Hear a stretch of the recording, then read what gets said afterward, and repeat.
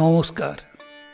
ঠাকুর শ্রীরামকৃষ্ণ, মা সারদা ও স্বামীজির রাতুল চরণে প্রণাম জানিয়ে শুরু করছি আজকের প্রসঙ্গ। ঠাকুর কেদারকে বলছেন, জানো তো, সাধুসঙ্গ সর্বদা দরকার। সাধু ঈশ্বরের সঙ্গে আলাপ করিয়ে দেন। কেদার বলে, আজ্ঞে হ্যাঁ, যেমন রেলের ইঞ্জিন, পেছনে কত গাড়ি বাঁধা থাকে, টেনে নিয়ে যায়। কিংবা যেমন নদী কত লোকের পিপাসা মেটায়, তেমনি সব মহাপুরুষ, তেমনি আপনি। ঈশ্বরের কথায় চোখ জলে ভেসে যায় কেদারের। মন যেন পাদপদ্মলোভী মধুকর। কালীঘরে মাকে প্রণাম করে এসেছেন। চাতালে বেরিয়ে এসে ঠাকুর আবার প্রণাম করলেন ভূমিষ্ঠ হয়ে। চেয়ে দেখলেন সামনে কেদার, রাম, মাস্টার আর তারক। তারক মানে ওই বেলঘরের তারক মুখুজ্জে। প্রথম যখন এসেছিল দক্ষিণেশ্বরে 4 বছর আগের কথা, তখন তার বয়স মোটে 20। বিয়ে করেছে। বাপ মা আসতে দেয় না ঠাকুরের কাছে, কিন্তু ঠাকুর যে বাপ মার চেয়েও বেশি ভালোবাসেন। সঙ্গে সেবার একটি বন্ধু নিয়ে এসেছে। সে আবার নাস্তিবাদী বন্ধু। নাকের ডগায় সবসময় একটা ব্যঙ্গের তীক্ষ্ণতা। ঘরে প্রদীপ জ্বলছে। ছোট খাটটিতে বসে আছেন ঠাকুর। তারককে দেখে শিশুর মতো খুশি হয়ে উঠলেন, কিন্তু সঙ্গের ওই ল্যাজটি কোত্থেকে জুটিয়ে আনলো। বন্ধুটিকে ঠাকুর বললেন, একবার মন্দির সব দেখে এসো না। বন্ধু উপেক্ষার একটা ভঙ্গি করল, বললে, ও সব ঢের দেখা আছে। তারককে কাছে ডাকলেন ঠাকুর, বললেন, শোন, বিশালাক্ষীর জানিস, মেয়ে মানুষের মায়াতে যেন ডুবিস নি। যে একবার পড়েছে সে আর উঠতে পারে না। তোর অনেক শক্তি, তুই পড়বি কেন? দেখি দেখি দেখি রে, তোর হাতটা দেখি। ঠাকুর তারকের হাতের ওজন নিচ্ছেন। বললেন, একটু আর যে নেই তা নয়, আছে, কিন্তু আমি বলছি, শোন, ওটুকু যাবে, চলে যাবে। ঈশ্বরের কাছে প্রার্থনা করবি আর মাঝে মাঝে আসবি এখানে, বুঝেছিস? তারক মাথা নোয়ালো, বললে, বাবা মা আসতে দেয় না, জোর করে আসবি। দেখ, বাবা মা শিরোধার্য, কিন্তু ঈশ্বরের চেয়ে কম। সেই বন্ধু এবার ফোড়ন দিল, এটা কি বললেন মশাই আপনি? হ্যাঁ, এটা কি বললেন? যদি কারু মা দিব্যি দিয়ে বলে যে যাসনি দক্ষিণেশ্বরে, তো সেই ছেলে যাবে? মায়ের অবাধ্য হবে? ওরে, যে মা ও কথা বলে সে মা নয়, সে অবিদ্যা। সে মার অবাধ্য হলে কোনো দোষ হয় না। ঠাকুর আবার বললেন, ঈশ্বরের জন্য গুরুবাক্য লঙ্ঘন করা চলে, কিন্তু মনে রাখিস, শুধু ঈশ্বরের জন্যে। তাছাড়া অন্য সব কথা মাথা পেতে শুনতে হবে বাবা মার, নির্বিবাদে, তর্ক বিচার না করে। আচ্ছা, আপনি যে কথাটা বলছেন, তো শাস্ত্রে এর কোনো দৃষ্টান্ত আছে? বন্ধু আবার চিপটেন কাটল। বহু বহু। ভরত রামের জন্য শোনেনি কৈকেয়ীর কথা, প্রহ্লাদ কৃষ্ণের জন্য শোনেনি হিরণ্যকশিপুর শাসন, বলি শোনেনি গুরু শুক্রাচার্যের কথা, জ্যেষ্ঠ ভাই রাবণের কথা শোনেনি বিভীষণ, আর গোপীরা কৃষ্ণের জন্য শোনেনি পতিদের নিষেধ। কি বাপু, মিলছে মিলছে তোমার শাস্ত্রের সঙ্গে? ওরা চলে গেলে পর ঠাকুর শুয়েছেন ছোট খাটটিতে আর বলছেন মাস্টারকে, বলতে পারো, বলতে পারো ওর জন্যে আমি এত ব্যাকুল কেন? কিন্তু সঙ্গে ওটাকে আবার কেন নিয়ে এলো? মাস্টার বললে, বোধহয় রাস্তার সঙ্গী, অনেকটা পথ, তাই একজনকে সঙ্গে করে এনেছে। যদি সঙ্গী কেউ না জোটে, ঈশ্বরই সঙ্গী। ওই নির্জনতায় তোর নিবিড়তা। কেউ সঙ্গে নেই বলেই তো সে চলেছে তোর পাশে পাশে। কালীঘর থেকে বেরিয়ে চাতালে ফের ভূমিষ্ঠ হয়ে প্রণাম করলেন ঠাকুর। তারকে চিবুক ধরে আদর করলেন। ওরে নরেন, রাঙা চক্ষু রুই, আর তুই হচ্ছিস মৃগেল। ভাবাবিষ্ট হয়ে ঘরের মেঝেতে বসেছেন ঠাকুর। পাদুখানি সামনের দিকে প্রসারিত। রাম আর কেদার নানা জাতের ফুল দিয়ে সেই পাদুখানি বন্দনা করছে।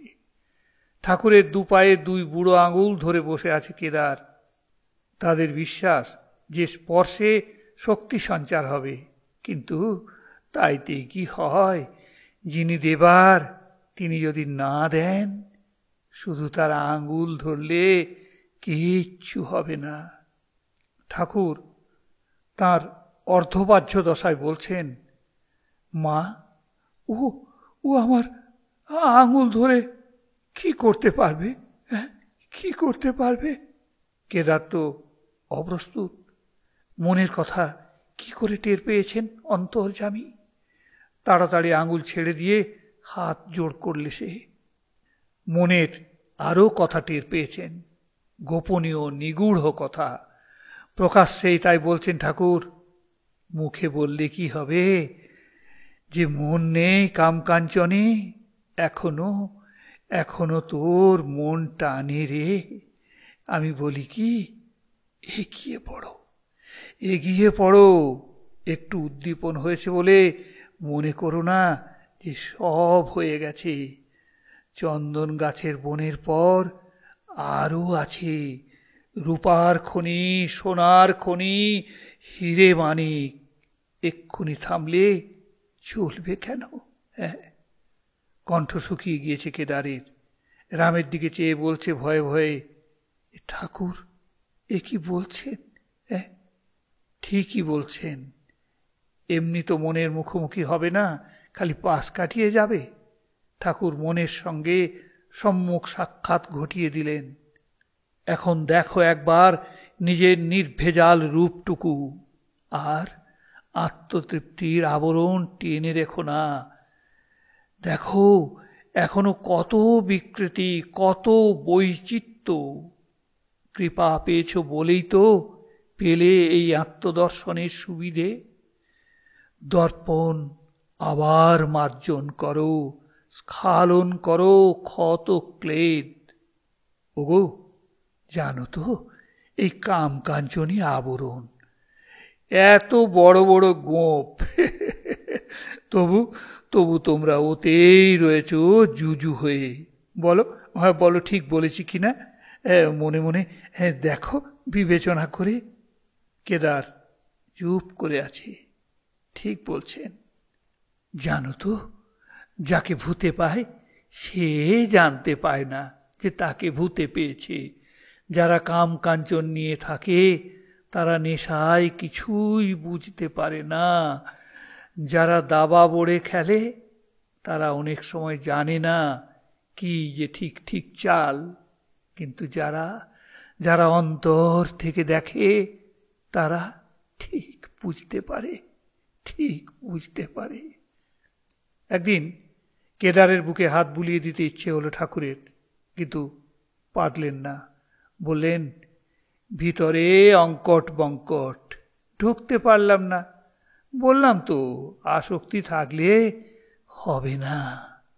তাই তো ছোকরাদের অত ভালোবাসি। ওদের ভিতরে এখনো বিষয় বুদ্ধি ঢোকেনি। অনেকেই নিত্যসিদ্ধ, জন্ম থেকেই টান ঈশ্বরের দিকে। যেন বনের মধ্যে ফোয়ারা বেরিয়ে পড়েছে, জল একেবারে বেরুচ্ছে কলকল করে। সেদিন আপিস যাবার পথে কেদার এসে হাজির। সরকারি অ্যাকাউন্টেন্টের কাজ করে, থাকে হালি শহরে। সেখান থেকে কলকাতায় আসে। আসবার পথে কি মনে করে ঢুকেছে আজ দক্ষিণেশ্বরে। আপিসের পোশাক আছে পরনে, চাপকান, মায় ঘড়ি আর ঘড়ির চেন। হঠাৎ মন কেমন ব্যাকুল হয়েছে, দেখে যায় একবার ঠাকুরকে। যেই মনে হওয়া অমনি গাড়ি থেকে নেমে পড়ে শটান দক্ষিণেশ্বর। তাকে দেখেই ঠাকুরের বৃন্দাবন লীলার উদ্দীপন হল।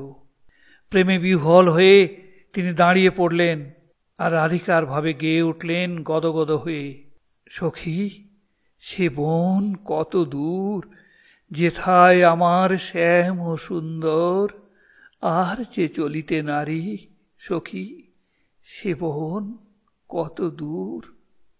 ঠাকুর দেখলেন কেদারের অন্তরে গোপীর ভাব। তার সেই ব্যাকুলতাটি কৃষ্ণান্বেষণী গোপবালা। ব্রজবন থেকে কৃষ্ণ যখন অকস্মাৎ অন্তর্হিত হলেন, তখন গোপীদের কি দশা! বন হতে বনান্তরে খুঁজতে লাগলো পাগলের মতো। অশ্বত্থ আর অশোক, কিংসুক আর চম্পক, হে পরার্থ জীবিত বৃক্ষ, আমাদের প্রিয়তম কোন পথ দিয়ে চলে গেল, তা কি তোমরা দেখেছ? হে তুলসী, যার বুকে থেকেও যার পদযুগল ধ্যান করো, তুমি কি দেখেছ কোথায় পড়েছে তার পদধূলি? মালতী আর জ্যোতিকা করস্পর্শে তোমাদের শিহরিত করে তিনি কি গেছেন এই পথ দিয়ে? সখীগণ, দেখ দেখ, এই ব্রততী শরীরে পুলক ধারণ করে বিরাজ করছে, তবে কি তিনি একে নখাঘাত করে চলে গেছেন? হে তৃণাঞ্চিত পৃথিবী, কোন পুরুষ ভূষণের আলিঙ্গনে তোমার এই নবীন রোমাঞ্চ? কৃষ্ণ বিরহে আমরা বিগত প্রাণা, আমাদের পথ বলে দাও। পতিপুত্র দ্বারা বারিতা হয়েও আমরা নিবৃত্ত হইনি। লোলায়িত কুণ্ডল কর্ণে ছুটে এসেছি এখানে। কেউ গোদহন ফেলে এসেছি, কেউ বা দুগ্ধাবর্তন, কেউ শিশুকে স্তন্যপান করাচ্ছিলাম, কেউ বা করছিলাম অন্ন পরিবেশন, আবার কেউ বা অঙ্গরাগ লেপন। যার যা হাতের কাজ সব ফেলে ছড়িয়ে ছুটে এসেছি তার বাঁশি শুনে। সেই অরবিন্দ নেত্র এতক্ষণ তো ছিলেন আমাদের সামনে, তিনি কোথায় গেলেন? কেন অদৃশ্য হলেন? এই ব্যাকুলতাটি বাস করছে কেদারের বুকের মধ্যে। এই ব্যাকুলতাটাই ভাসিয়ে নিয়ে যায় সব বিধি বন্ধনের কাঁটা বেড়া। অধর সেন বললে, শিবনাথবাবু সাকার মানেন না। সেটা হয়তো তার বোঝবার ভুল, বললে বিজয় কৃষ্ণ গোস্বামী। ঠাকুরের দিকে ইশারা করলে, ইনি যেমন বলেন, বহুরূপী কখনো এ রং তো কখনো সে রং। যার গাছতলায় বাসা সে ঠিক খবর রাখে। আমি ধ্যান করতে করতে দেখতে পেলাম চালচিত্র, কত দেবতা, কত কি। আমি বললাম, আমি অত শত বুঝি না, আমি তাঁর কাছে যাব, তবে বুঝব। ঠাকুর বললেন, ওগো, তোমার ঠিক ঠিক দেখা হয়েছে, জানো তো, তোমার ঠিক ঠিক দেখা হয়েছে। কেদারের মধ্যে তন্ময়তা এলো। বললে, ভক্তের জন্য সাকার, প্রেমে ভক্ত সাকার দেখে। ধ্রুব যখন শ্রীহরিকে দর্শন করল, বললে, কুণ্ডল কেন দুলছে না? শ্রীহরি বললেন, তুমি দোলালেই দোলে।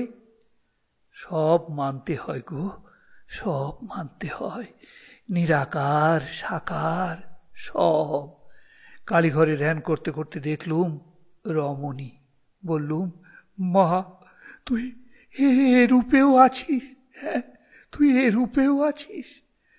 কোন রূপে কার সামনে কখন এসে দাঁড়াবেন কেউ জানে না, কেউ জানে না। বিজয় বললে, যার অনন্ত শক্তি, তিনি অনন্ত রূপে দেখা দিতে পারেন।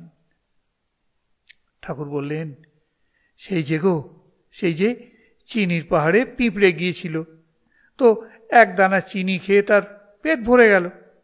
আরেক দানা মুখে করে সে বাসায় নিয়ে যাচ্ছে। যাবার সময় ভাবছে এবার এসে গোটা পাহাড়টা নিয়ে যাব। তেমনি একটু গীতা, একটু ভাগবত বা একটু বেদান্ত পড়ে লোকে মনে করে আমি সব বুঝে ফেলেছি। নবগোপাল ঘোষ একবার 3 বছর আগে এসেছিল, তারপর ভুলে গিয়েছে। সেই দক্ষিণেশ্বরের কথা সে ভুলেই গিয়েছে, কিন্তু ঠাকুর ভোলেননি। কি জানি কেন 3 বছর বাদে ঠাকুর তাকে ডেকে পাঠালেন। নবগোপাল তো অবাক। আমি তোমাকে ভুলে গিয়েছি, অথচ তুমি আমাকে ভোলনি, কিংবা এতদিন ভুলিয়ে রেখে শুভক্ষণ দেখে ডেকে পাঠিয়েছ। নবগোপাল পায়ের তলায় লুটিয়ে পড়ল, বললে কাম কাঞ্চনে ডুবে আছি, কি করে আমার ত্রাণ হবে? ঠাকুর বললেন স্নিগ্ধাননে, ওগো কোনো চিন্তা নেই, কোনো চিন্তা নেই। দিনে দিনে শুধু একবারটি আমায় মনে করো, শুধু একবার। গুরু শিষ্য বোঝাচ্ছেন ঠাকুর। যিনি ইষ্ট তিনি গুরুরূপ ধরে আসেন। সব সাধনের পর যখন ইষ্ট দর্শন হয়, তখন গুরু এসে শিষ্যকে বলেন তুই গুরু, তুই ইষ্ট। যখন পূর্ণ জ্ঞান হয়, তখন কে বা গুরু, কে বা শিষ্য?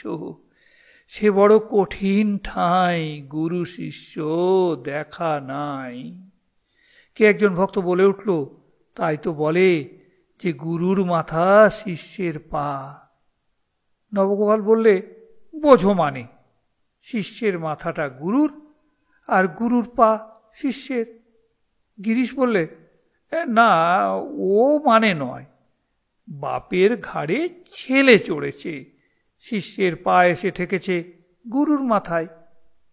নবগোপাল তখন বললে তবে তেমনি কচি ছেলে হতে হয় জানো, কচি ছেলে হলেই তবে বাপ তুলবে কাঁধের উপর। হতে হবে সরল শুভ্র, হতে হবে লঘু মৃদু, হতে হবে মানহীন ভাবহীন সহায় সম্বলহীন।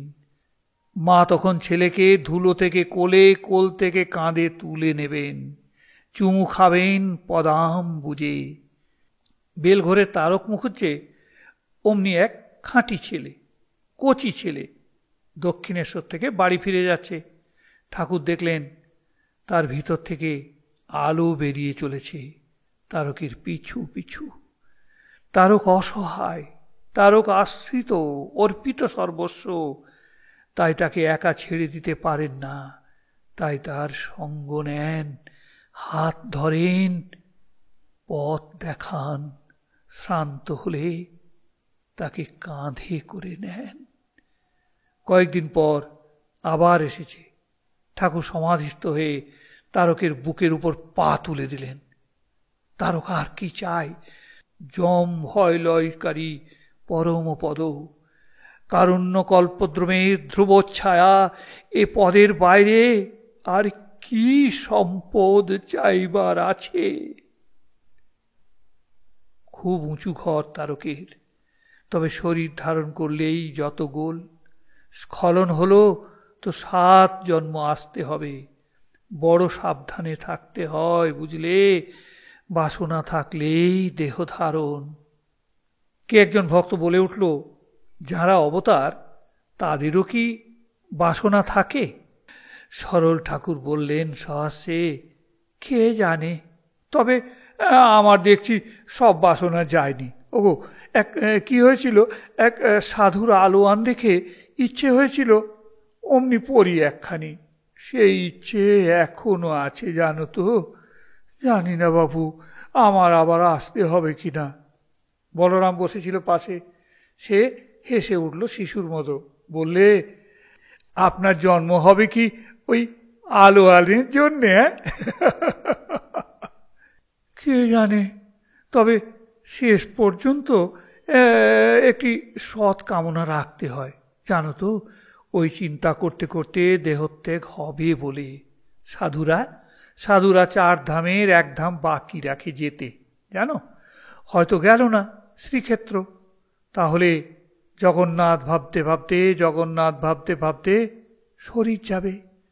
ঘরের মধ্যে একজন গেরুয়াধারী লোক ঢুকল, ঠাকুরকে প্রণাম করলে। চিরকাল ঠাকুরকে যে ভণ্ড বলে এসেছে, তবু প্রণাম করবার ঘটা দেখো। বলরাম হাসছে। ঠাকুর বললেন, ওরে বলুককে ভণ্ড, হাসিসনি। কে জানে, ভেগ ধরেই হয়তো ওর ভিক্ষে মিলবে। ভেগেরও আদর করতে হয় জানিস, ভেগ দেখলেও উদ্দীপন হয় সত্য বস্তু। আজ এই পর্যন্ত। নমস্কার, ধন্যবাদ। জয় শ্রীরামকৃষ্ণ, জয় শ্রীরামকৃষ্ণ, জয় শ্রীরামকৃষ্ণ।